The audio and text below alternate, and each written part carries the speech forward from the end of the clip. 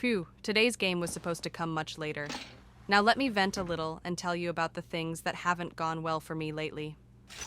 First up was Theme Hospital, an interesting hospital management strategy game. However, when I got about halfway through the game, epidemics started showing up, and with them came a weird handling mechanic. You had to find infected patients and tag them. Unfortunately, even when you did that, the game basically ignored your efforts. Your critical reputation would drop, and you'd start losing money. Eventually, I got so frustrated that the game went straight into the trash bin. Next, I tried Boiling Point, an absolutely amazing and underrated game offering an open world, great graphics, and RPG elements that many other games would be proud of. I mean, in what other game do you need to watch your sleep, stamina, vehicle condition, and even your fuel level? Well, underrated only until you realize just how many bugs it contains. When the game started crashing randomly, and I hadn't even explored much yet, I decided this wasn't the right path either, which genuinely bummed me out because the beginning felt like I was about to play one of the best games I've ever played. And then came my next attempt, XIII. You wake up on a beach, remembering nothing, and a beautiful lifeguard takes you to the first aid station. You're kind of hoping you might have a bit of fun. Unfortunately for you, and especially for her, she gets gunned down by a submachine gun shortly after. Who am I? What am I doing here? Of course, the whole amnesia trope isn't new in games, but to be fair, in 2003, action games weren't exactly known for their compelling stories. Throughout the game, you gradually recall who you were and what you did. And even when you think you know everything, the ending still manages to surprise you. The game is absolutely packed with conspiracies and takes you through the highest levels of American politics. You can never be sure who's really on your side or who you're fighting against. Sadly, the game wasn't a big commercial success, and although the ending practically begged for a sequel, we never got one. You'll visit a variety of locations. At first, you start off on a beautiful coastline, which quickly turns into a blood-soaked beach. You'll head to a bank where you're supposed to have something important stored. But, of course, due to your amnesia, you have no idea what that might be.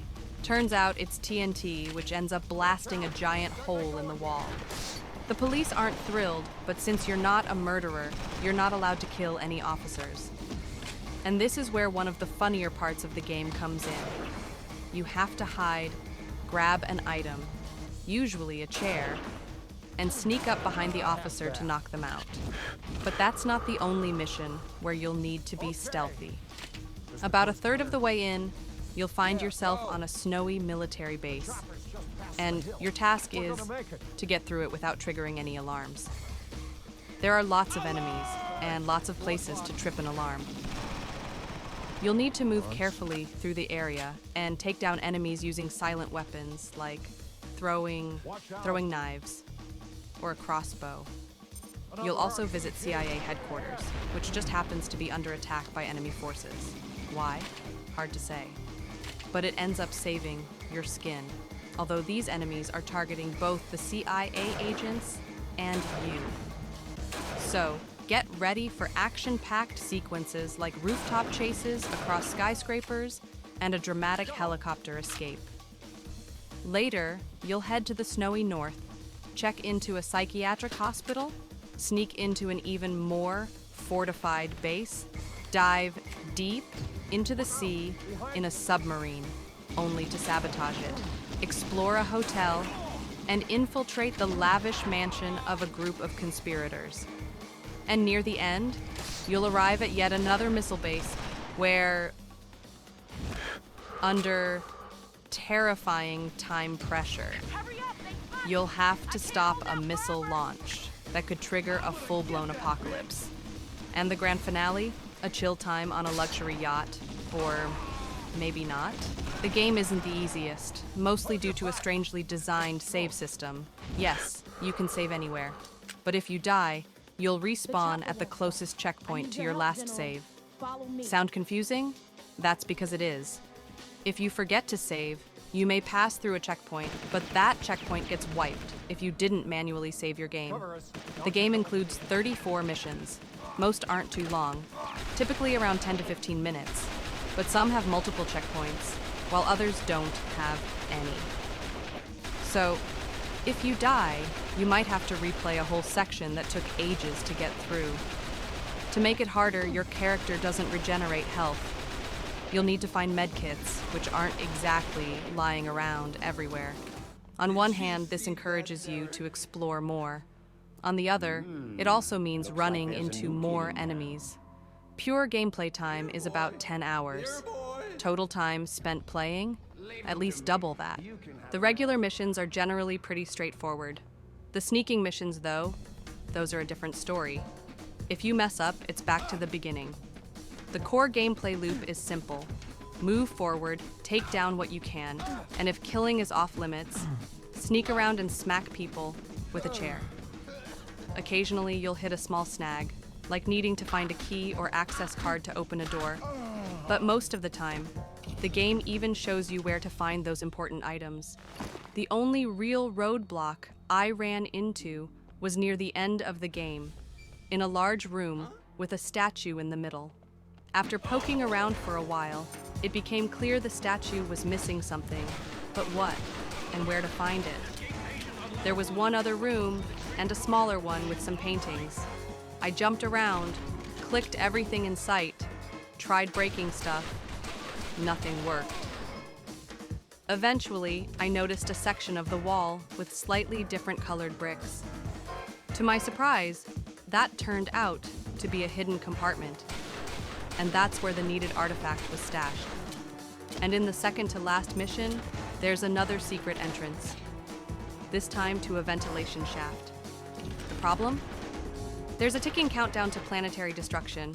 Well, maybe not the entire planet, but let's just say the nuclear warheads would cause a major disaster. So it's hard to focus and notice that a tiny piece of the shaft is just barely peeking out from behind a poster. There aren't too many roadblocks in the game, unless you run out of ammo. Sometimes, you'll find yourself locked in a prison with very little firepower, and you'll have to push through heavy resistance. These parts can be quite tough. One moment in particular stuck with me. You've got low health, a few bullets in your pistol, and tons of enemies up on the prison balconies.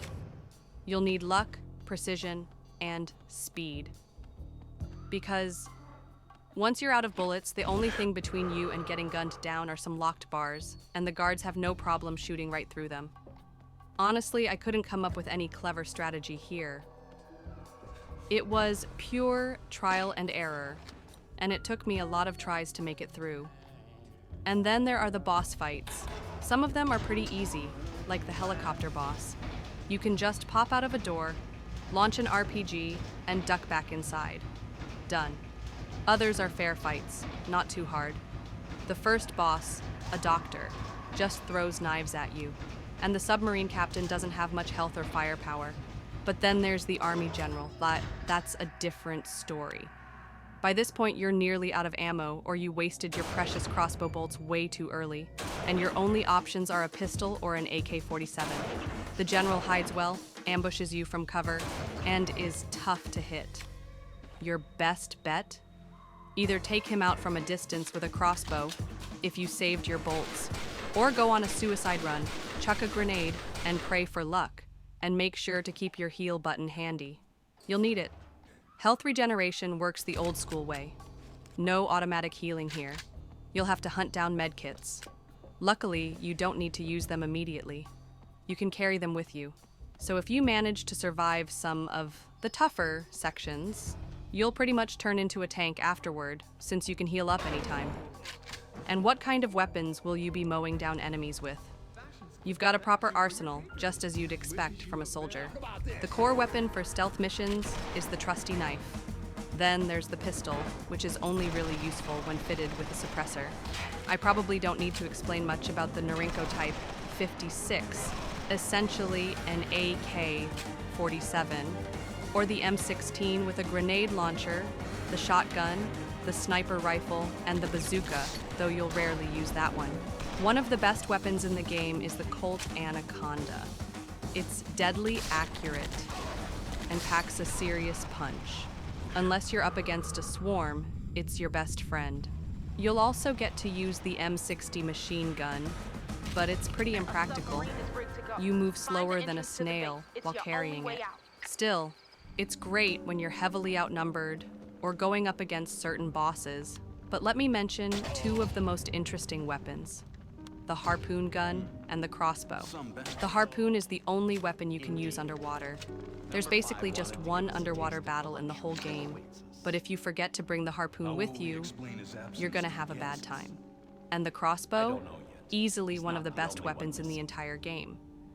It's like a mix between a sniper rifle and a silenced weapon. Perfect for clean, silent kills when the stakes are high. There's a section on a military base, for example, where the enemies feel endless, and to make things worse, triggering the alarm is not an option. The crossbow absolutely shines in moments like that. The game tries to spice things up by letting you collect secret documents, but, well, it's questionable how much that adds. Aside from a short message popping up on screen saying you found something important, there's not much else, which is a shame. Think about how System Shock 2 handled this. Those haunting audio logs scattered across the ship added a whole new layer to the atmosphere. Here, it feels more like a missed opportunity. I've almost forgotten to mention one of the most interesting aspects of the game, the graphics. Just the fact that the game runs on the Unreal Engine is already a sign of quality. But here the engine has been cleverly transformed into a comic book-style experience. Sure, the stylization means you won't be seeing all the cutting-edge graphical tricks the engine might allow, but the cel-shaded visuals are fantastic. And they actually make room for some clever mechanics, especially useful during stealth missions. For instance, if you're hiding around a corner with a chair raised above your head, the screen will show a little tap-tap icon when footsteps are approaching. This essentially lets you see around corners and time your ambush perfectly. Is it a bit of a cheat? Maybe. But honestly, it fits the tone of the game so well. And hey, it's fun. And the sound design? The voice acting is spot on. As mentioned earlier, the game was made by Ubisoft, already a major player in the industry at the time, and they managed to land some serious talent. The main character is voiced by David Duchovny, and your commanding officer is played by none other than Adam West. The action is slick, though it's kind of a shame the game takes itself a little too seriously. With a cast like that, it could have been packed with witty lines and memorable quotes that might have silenced even the harshest critics. On top of that, the game features a custom soundtrack, tailored specifically for this adventure. So it's no surprise, it even got its own standalone OST release. The good, beautiful visuals, comic book stylization, varied locations, voice acting and music, stealth missions. The not so good. Occasionally, clunky AI, frustrating save system. And that's about it for 3. Next time, we'll take a look at something a bit more modern, but still sticking with Ubisoft. We're diving into Far Cry 4, and we'll be reviewing it in the context of the other games in this legendary series. So take care, and see you next time.